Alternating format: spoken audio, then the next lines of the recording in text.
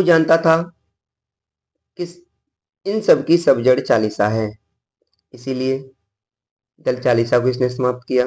तो दल चालीसा बनाया किसने था? इल्तुतमिश ने। समाप्त किसने किया? बलबन ने। इधर नसरुद्दीन के पुत्र और उत्तराधिकारी सबकी हत्या करवा दी इसने, बलबन ने। इसलिए दिल्ली की जनता बलबन के खिलाफ अर्थात विरोध में आ गई। बलबन ने दिल्ली के अंदर एक नीति अपनाई थी जिसे कहते हैं लौह एवं रक्त नीति।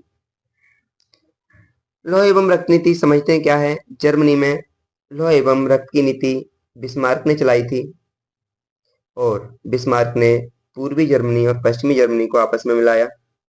इसीलिए एकीकरण का जनक बिस्मार्क को कहा जाता है। कहते हैं जैसे जर्मनी में पूर्वी जर्मनी और पश्चिमी जर्मनी को मिलाया बिस्मार्क ने, ऐसे ही भारत में एकीकरण का कार्य करने का काम सरदार वल्लभ भाई पटेल ने किया। इसीलिए भारत के एकीकरण का जनक अर्थात Bismarck of India Sardar Vallabh भाई पटेल को कहते हैं।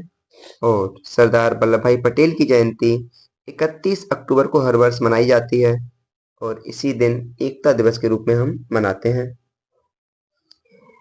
बलबन ने एक प्रथा शुरू की जिसका नाम था सिजदा और पायभोज।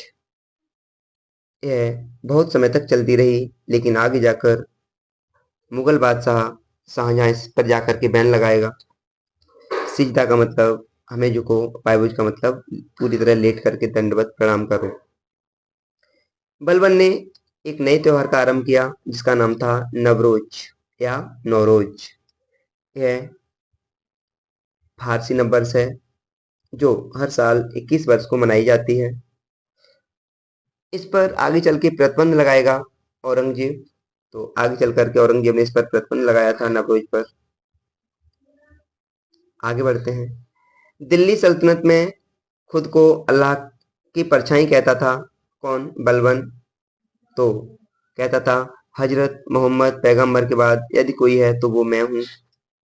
इसीलिए जिल ए इलाही, खुदा की परछाई, बलबनी कहलाता है।